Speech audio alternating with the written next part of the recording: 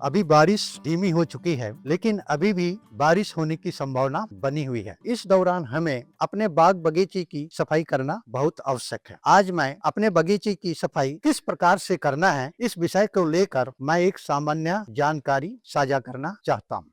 5000 square feet का एक छोटा सा गार्डन है, परंतु तेज धूप और लगातार रुक रुक कर बारिश होने से गार्डन में खरपतवार, जंगली घास की पैदावार अच्छी तरह से हो गई है। पर गार्डन की खूबसूरती को बनाए रखने के लिए मुझे जंगली घास को जड़ से खत्म करना बहुत जरूरी हो गया है।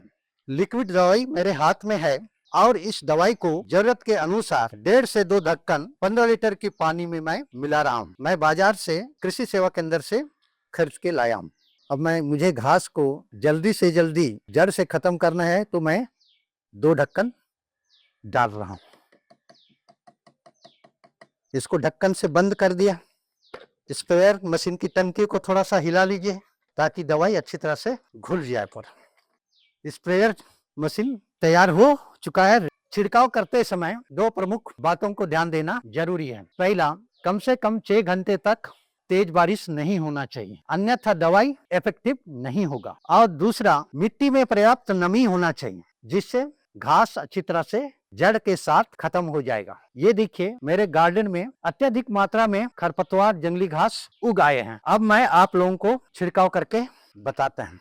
छिड़काव करते समय जहां जहां घास है उसके ऊपर छिड़काव करते, जिस प्रकार देखिए, ये देखिए, जिस घास पर ये दवाई या छिड़काव अच्छी तरह से हो जाता है, वो घास जड़ सहित गल जाएगा। पर यदि जो घास बच जाता है, वो घास मरने वाला नहीं है, फिर से उग जाएगा। पर ये जो स्प्रेयर मशीन है, बैटरी से चलने वाली इलेक्ट्रिक स्प्रेयर मशीन है। पर इसकी कीमत ज्यादा नहीं है, मैं 4000 रुपया में इसको खरीद के लाया हूँ। ये घास 1 सप्ताह के अंतराल में सूखने लगेगा और जड़ सहित गल जाएगा पूरा। ये देखिए, बहुत ही अच्छा मशीन है। पूरा समय पर घास की सफाई नहीं करेंगे तो निश्चित रूप से मिट्टी की खुदाई भी नहीं हो पाएगी, और जो भी पौधे बगीचे में लगे हुए हैं उसको भी घास खा के खत्म कर देगा। पूरा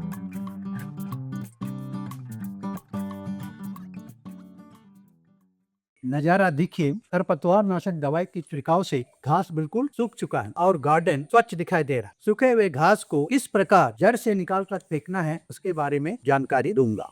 पहला उपकरण है, इसका नाम है पंजेदार खुरपी, और दूसरा उपकरण है, इसको कहा जाता है आम भाषा में खुदनी। खुदनी अर्थात खोदने के लिए। और तीसरे नंबर पर है गैती। अब मैं एक एक करके उपकरण का उपयोग किस प्रकार से करना है उसके बारे में बता रहा हूँ। खुरपी के सहारे घास को अच्छी तरह से दबाकर अपने तरफ खींचे, तो निश्चित रूप से क्या है, घास जड़ सहित बाहर निकल जाता है। ऐसा ये देख, ये बहुत ही आसान और सरल उपकरण है। इस प्रकार से घास को खींचकर बाहर निकाल सकते हैं, जड़ सहित बाहर निकल जाता है। और यह खोदनी के सहारे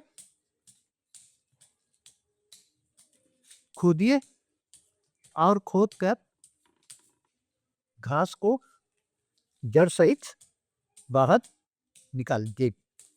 ये मिट्टी बिल्कुल साफ होते जा रहा है।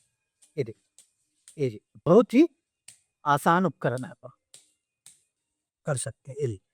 और घास दिखे जड़ सहित बाहर निकल आ रहा है, और मिट्टी में दोबारा ये घास उगेगा ही नहीं। पर ये घास बिल्कुल मर चुका है और जड़ भी गल चुका है, लेकिन फिर भी ये मिट्टी को पकड़ के रखा। ले क्या है, मिट्टी से अलग करने के लिए घास को हटाना जरूरी है। और ये गैती है, गैती के सहारे अच्छी तरह से खुदाई कर ली। ये देखिए, तो इससे बड़े बड़े घास भी आसानी से बाहर आ जाएंगे, और हाथ से इस प्रकार से घास को निकाल के बाहर कर सकते हैं। वीडियो कैसा लगा जरूर सब्सक्राइब कीजिए और कमेंट बॉक्स पर अपना सुझाव दीजिए। स्वस्थ रहें, मस्त रहें और खुश रहें। तब तक के लिए आप सभी दर्शकों को नमस्कार, जय जवाहर, जय छत्तीसगढ़।